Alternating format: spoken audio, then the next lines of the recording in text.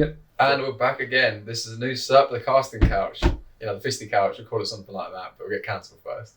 We're with the main man himself, Denzel Chibondo, repping the shirt, available from Forged Fightwear. Look at this, love to see it, my man. How are we getting on? Good, not too bad. This is it, you know, fat dubs. We see the re-street fight. So the tricky thing with that is people see this guy with all the experience stepping in against Denzel on short notice. You think, okay, this is going to be something like mental. Denzel goes through him, runs through him, no problem at all. However, everyone thinks you want to be a fight. That's what you're going to have, the 40-second finish, and you're laughing. That fight week. Yeah. How many changes was it in the end? Four changes, 4 different opponents. Like, I don't know how you even begin to think at that point, because like me and you were talking about every single potential opponent you had. Yeah. Was like, how do you reckon we'll do with this guy? Is that too big? Is it too small? Because again, it wasn't even just. Because did you fight Re-Street at 57 or 61? 61. Yes, so you went up a weight as well. Yeah. Like, how many times have you fought at your actual weight? I've actually fought once at flyweight. How many fights have you had? 5. Yeah. That's insane. What is going on? Is it like they pull out? Is it just the fights you're getting in the first place? What is it? It's pull-outs. Mainly pull-outs, really. Mainly pull-outs. And then last minute, someone comes in. But, yeah. Once actually. I fought someone who's actually 57 kg, same as me.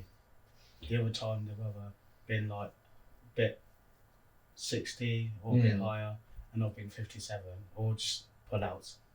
That's a tricky thing, but especially at your weight when you're training anyway. There are flyouts, but you're mainly with bigger guys anyway, so it's normally the sort of same difference. Like, do you really feel the size when you're in there? Do you feel you're outstrength by these bigger guys? Is there much in it? I feel there's a little bit of difference, but to be fair, like strength-wise, I think I'm okay when it comes to like the weight above as well. Yeah. I think if you're a natural fighter anyway, you could fight the heavyweights, you know, someone pulls out and the rest of it. Yeah. But this is where your fights have been interesting, your development, obviously training with you personally, seeing how you've sparred differently, you were prioritising different things, like say this last fight versus like the debut sort of thing in the changing rooms. What's your head sort of saying? How are you before you walk out? Is it composed? Are you stressed? Are you anxious? Are you excited? How are you feeling? But this last fight? Yeah, the last fight compared to the earlier fights. This time I feel like I've been most calm for this fight. In other fights, I think I was a bit more nervous, but this one, I think because I trained so hard and I've been training around good people, I was confident. I was wanting to fight anyone that day, and that's what's different. It's totally different. I mean, this is obviously sparring regularly with the Creases, Tom and Sam Creasy, and those sort of people. That standard you set yourself versus the standard you're against, worlds apart. Yeah. And to be able to have that, I don't know, those reference points, those habits and everything else must give you a lot of confidence. And obviously the time between fights obviously varies depending on opportunities and everything else. Like, what is your preference? Is it little and often? Is it big gaps between your fights but bigger opponents? How do you find this sort of, what's your preference for how often you should fight? For me, it should be every couple of months, really. Let's say like 3 months, 3-4 months. Yeah, each fight. Have a fight, 3 months again, prepare for someone else, 3 months again. But that's if I don't get injured or anything. But without injuries, that's how I'd like it to be. I mean, this is the tricky thing, because obviously the nature of the sport and how you train and obviously work as well. Yeah. I mean, this has been the biggest change recently as well, being able to move those things around. Like having this free time now for this fight and these preparations. Is there nothing booked at the minute, is there? Nothing confirmed? No. But in terms of work-wise, I work really hard. I do nights full time, and I still come training every single day pretty much. So it's hard work, but it's got to be done. Now, this is why I wanted to speak to Denzel on this, because people don't appreciate this stuff. They see the standard training pictures, videos, and bits and bobs. They don't see the night shift he just worked, coming into sparring in the morning with the pros and everyone else, and then having a son and everything else. It's not just the superficial, there's the fight, how it went, and that's the bit afterwards. No, it's the entirety of what you put into this. Like, fair play. When you're having your camps prior to this one, then how do you manage your camp around your work sort of balance? Like, these night shifts surely can't help for your recovery and stuff like that. No, they literally don't help. But I don't know. Honestly, I don't know how I do it most times, because sometimes I do come straight from work, and I'll just go straight to training, and I'll train for a few hours, go home, sleep, and then train, and then sometimes go back to work. But I don't know how I do it honestly. But I just what I've said, I think what's been different this camp as well, and now I've said to myself, I'm not gonna make any excuses not to train. Do you know what I mean? So I just went for it and just trained. Well, that's kind of it's funny. The less thought of just getting on with it, you sort of catch up. You think, I can't do this because of this, that, and the other. Yeah. And you think about everything about it, and you're already, it's gone.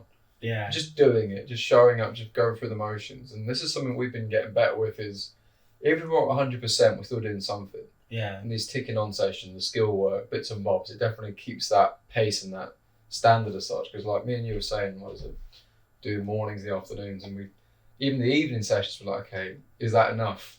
Is 2 or 3 enough? And the thing, where we used to train was like 1 or 2 a day, thinking it's more than enough. That's more than, yeah. That standard you set yourself, like what biggest change do you reckon you're going to make in this next camp? In this next camp, I think because of how the last camp went, I'm just gonna improve more on like I was saying to you, like drilling more things, just learning how to improve and still working hard as well. Because sometimes you could be working hard, but there'll be no improvements. But now I just want to work hard and improve at the same time. Definitely working smart's a huge thing. This is something that I feel gets misinterpreted quite a lot. Like you get a bit good sweat on, was it a good workout, yes or no? Yeah. And it depends. Depends what the purpose was. Was the session good or did you just get tired? And this is where like I think we got it really good at BST with Danny and Raymond specifically because you understand what's going on. You get a bigger understanding of the fight and how to apply what you know. Because then when you're in shape, you can do that even better. Yeah. Instead of just burning out, hitting the pads for X amount of time, just getting a sweat on and going home. Like this is something like how do you find, I don't know, the way you think about your training in general, how you used to. Yeah. Like how are you with your sparring, for example? Do you think about winning the round? Do you think about winning the exchanges? Do you think about getting into a certain position? How do you think about a round as such? Nowadays, when I'm doing rounds, I think about what am I doing, what have I improved from the last round, or let's say someone beating me with a certain move. I'll start thinking about how do I stop that move, or just what I've learned this week, or what I've been learning. Let's say with one of the coaches or whatnot. How can I put that in the game? What I'm doing now in sparring. No, That's where I look at it. And this is something that I speak to Raymond about recently as well, even today, about when you're learning new things to just do them in sparring, do them in rolling. Yeah. Even against lower grades or beginners or experienced people, just to keep doing it and trying it. Because again, the nature of being human and insects specialise in one thing. We don't. No. Anything we are good at now, which is our game, is something we've put time into. So why would you not think you could do that in other areas of your game and what you do? This is where it gets interesting. Now, regardless of the training you do with like Adam, with Tyrone, a lot of people outside of the gym itself, where do you find that split with BST time? Because obviously the energy, the concentration, the fatigue in general, like how do you like to split those up?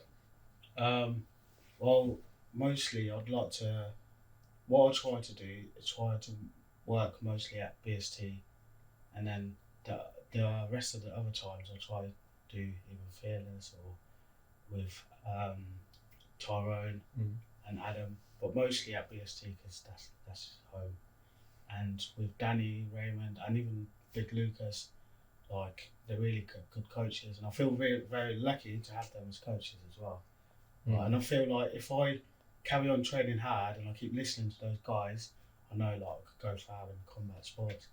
Oh, 100%. They've got their experience, their own mistakes, and obviously the understanding of the sport is a bigger picture. Yeah.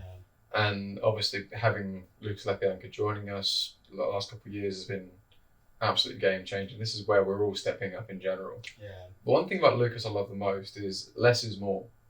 Like, as you know, for me, myself, talking about things when I coach things, it's always so much information. Sometimes it could be a bit too hard to take in, whereas Lucas is very much less is more. Yeah. Position, get on top. Like you see in Jordan's fight, cool, stand up. Yeah. You don't need to be Polish, you don't need to be an MMA fighter to know what that means. But you understand. Get up. And that's all it needs. So, let's take it back to the start. So, joining BST, competing in MMA, what triggered that then? Because I knew initially you were getting like fights at school and stuff, but what was the point to actually do MMA as such? Do you know what? It's a random one because I went to a few MMA lessons when I was like 16 or 15 with Raymond, and then from then I stopped because someone used to take me, and then when I was about 21, a guy I worked with, his name is Gordon, worked in St Andrews Hospital, so a healthcare assistant. He was like, yeah, I started doing this sport, jiu-jitsu, it's really good, you should come and try it, maybe you'll be good at it. And I was like, do you know what? Like, eventually I went. And then as soon as I went the first time, I was like, wow, like, this is good. And then from there, I kept going and going and going and going. But, I mean, that's what it takes sometimes, someone just to show you it's an option, because you don't really think about it. But regards to just doing it, then to compete, what was that gap like? Was it something you wanted to do proactively, something the coaches encouraged? How did that come about?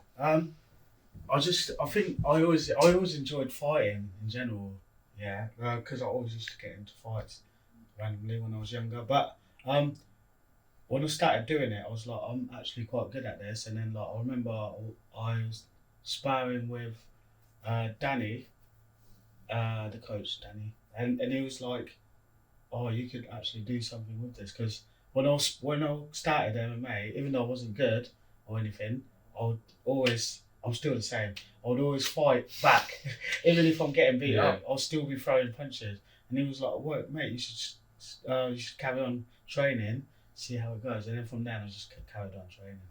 I mean, that's a huge thing. You see it a lot, especially amateur. Yeah. That's the people who win the fights. Those are the ones who show up, is the ones who want it the most. That doesn't mean who train the hardest. It doesn't mean who's the best. Yeah. But who keeps going. Again, you hear the whole cliches and stuff, but you're one of these who just always marching forward. You know, now you've got your hands up this time around, you're getting a bit better with the defensive side, but you're always going forward, you're always aggressive. Yeah. And it's definitely an interesting sort of, I don't know, that sort of mindset. Where do you think that's come from? What, the zombie style of just going zombie forward? Style, I don't even know. It's because it's weirdly like other people, I feel like when they get hit or some sort, when I get hit, I just want to push even harder, do you know what I mean? Which is a weird, I don't know where it comes from. It's not like, because my family is not, well, my mum and dad, they're not like that, so I don't know where it comes from. Probably my uncles or somewhere, but yeah, I don't know. Well, that's a good thing to have when push comes to shove, because I think a lot of people think they'd be like that, you know, dig for dig, they keep marching forward, but nah. Take a few shots and like, nah, this ain't for me, this ain't fun. I weirdly enjoy it. It's weird. It's weird how it is. And that's why we get on so well, but you know, so that's the casting character, the only fans, it's another conversation. Don't worry about our no-view rounds, that's between us. That's confidential, it is. But no, it's very interesting how you sort of see your mindset and your sort of skill set developing as a whole thing. Because again, you start with just being game, just wanting to be in there more than them, and all that kind of stuff. But now understanding more, applying more, and being more sport specific, I want to say, not just a fight. You're competing in a sport. Like, how do you treat when you've got a fight coming up? Is it competing in a match, or is it having a fight with someone? How do you find that sort of divide? I try to put it. I've been trying to put it in between, because when you look at my first fights, I was trying to score points, but now I'm trying to like put both together as a fight as well as it is competing. And if I could put that together, then it will come well. Because if you look at my other fights, like my first fights, I feel like I was thinking too much instead of like when I was in there. But like, as soon as if you look at my last fight, well, my last two fights, I knew exactly what I needed to do, and I've done exactly that. So this is something I wanted to speak about as well, especially from my perspective as well. Seeing you had a bit of a rough start in the competing games. Was it 0-2 you went before you started getting a bit on the streak? How did you find coming back after those initial losses? Because again, it's not an easy one to take. Yeah, it was a strange one, because I would look at that, and I'm like, I've lost 2 fights, and I'm thinking I should not be losing them 2 fights really. But it is what it is. That's the game, I guess. You gotta learn. Sometimes you learn when you're in there rather than outside. You can train as much as you can, but once you get in there, it's a different story. And I was always questioning myself, but I always knew that I was better than what I did in there. And even when I have had good fights, I still know I can do better than. But I'm still learning. The question was more the coming back then. So is it more the confidence in what you should be showing opposed to how it went, sort of thing? Yeah, it's what I should be showing and just experience really. Because after them 2 fights, I knew okay, if I do this, yeah, I'll lose. So I have to do this better, and I improved. I've tried to improve everything, and I think now I'm beginning to show it. Because that gave me a lot of confidence to then compete myself as well, seeing yourself going, because you lose your debut 0-1, the worst that could have happened to anyone ever. Yeah. You're like 0-2, never. You get that and think, fucking hell, what's going to happen now? Yeah. Then you win your next one, think, fair enough. Then you keep getting your wins, start building back up again. It's been good to see. It's been good seeing you mature as well with it. Because again, I think that confidence comes through. This is where I think you made your biggest growth is not quite the rebirth, like resurrection, like what you call it, Ahoy Masvidal. Yeah. But not far off. The idea of wanting to win the fight versus to win in general, wanting to perform, opposed to I need to get the W. Says no, you be you spar, you fight how you spar, and there we are. Yeah. This is what we're seeing now. This is you getting on with it. Like every street fight, for example, the last one, wasting 0 time, getting it to where you know you'll be stronger, and got it done. You don't get paid overtime. You don't want to make unnecessary risks, and that's fight IQ. Yeah. That's not you marching forward mindlessly. That's you prioritising what you need to do. Yeah. Like, how did you find even being in there? Was there any sort of temptation to stand with him for a bit? No. I pretty much knew with that fight. I knew I had to get him down and just get it out of the way. Because if you try and mess about with type of guys like that, anything could happen. Do you know what I mean? Even the last fight before that as well, it was pretty much the same. I just knew I had to get the person down and just do the business and get the win. Because even the guy that I wrestled him for 3 rounds, he's submitted 3 people in a row since my fight, so it's actually a good win when I look back.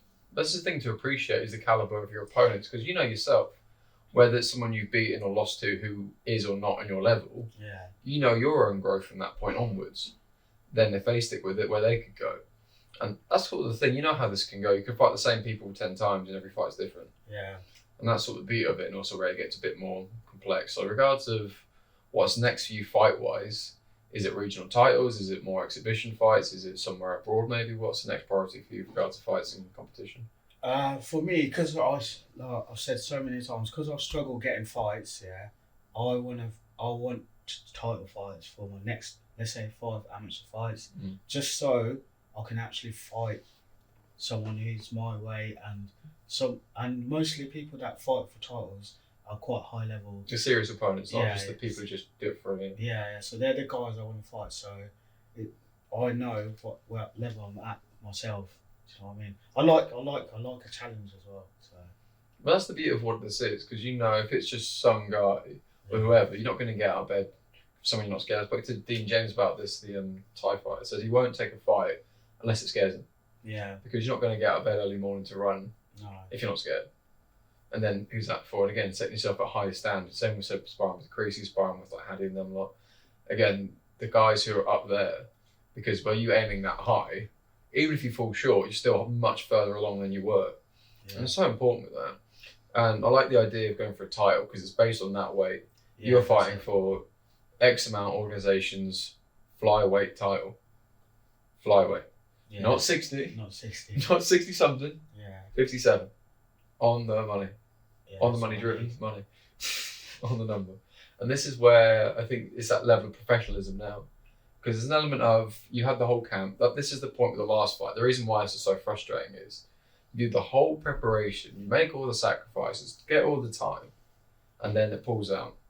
So you go this weird crossroads of, do I get the fight, just see it off, I did all I could do, and then all the stress is gone, or do I take this risk and have the fight still? Because honestly, you're in both, this is your decision. It's not you should or shouldn't do it, it's what you feel right like. This is where the maturity comes in, to take these risks now, to know which ones are sensible, which ones aren't. And where's I going with this? It's more prioritising what risks to take, especially with the 57 title fights now, Yeah. that risk of someone bigger who's stronger who could end up being an unnecessary loss isn't a conversation anymore. If they're your weight and they're better than you, that's what you want. You want someone who you can aim upwards, someone you could beat who's got a big scalp. You don't want someone who you're just going to run through because that's for your friends, that's just for the fans, that's for show, that's not for you. That's not what I train for. I just want to be, for me, I want to be competing with the best that I could at that time. And outside of MMA, obviously Jiu-Jitsu, obviously recent with the All-Stars, I mean, to go in there with the injuries you had post-COVID and still get silver, I mean, you're laughing. And you're a couple of seconds away from gold anyway, weren't you? Yeah, I was very close. Threw that away, to be fair. But yeah, I was very close. It was a good competition as well. I was feeling ill, but it is what it is. But even then, are you looking to compete more in like grappling as well and like wrestling and stuff, or just whatever? Yeah, I want to do more grappling. I'll put my gi back on as well for a while and just do more, just get better at every year. No, definitely. A few things with this, but I won't keep it much longer with this. Balancing work, having a son, training, everything else in between. How do you manage that? Where do you begin to prioritise things? Do you know what? I don't even know how I do it, to be fair. Because I think now what's been different as well this time round. Because before my son was quite young, so like I needed to always go back and look after him, and sometimes I couldn't go training because of that. But now he's 10 years old, so he can, when he comes back from school, he can go out on his own and stuff, which has been a massive difference this time round. Because I would go to work, come back, and then he would go to school. I'll go training, and in between I'd come back. Because I live with my parents, if my parents are not working, I would make the food and everything, sort him out, and my brother will be there, and I'll go back to training. That's how I usually do it in the weekdays. And then on the weekends, he's not there, so it's alright. And this is something that is unappreciated because you always see people with finished product. Again, like I said, you see the fight, you see the training pictures, you see all that kind of stuff, and you think, oh, he didn't win, he should train more, he should do this. And okay, that's not the point. You don't quite get it. It's a bit bigger than just, oh, did you knock him out? No. Oh, you're shit then. Oh, thank you. Are you Joe Rogan? Are you going to break down my fights? Thank you very much. Because no, you don't know shit. There's something I really respect about yourself. And also with the travelling, so obviously going to Fearless quite a lot, training with some of the best in the UK. Obviously Jake Hadley and them lot. Yeah. And where it gets interesting is between gyms and different styles, different looks. Regardless of the sessions you feel you get the more out of, what sort of style, like with the sessions up in Fearless, for example, is it like high-paced drilling? Is it more technical skill, like sitting down, going through stuff? Is it just sparring? What sort of sessions are they like compared to what we do?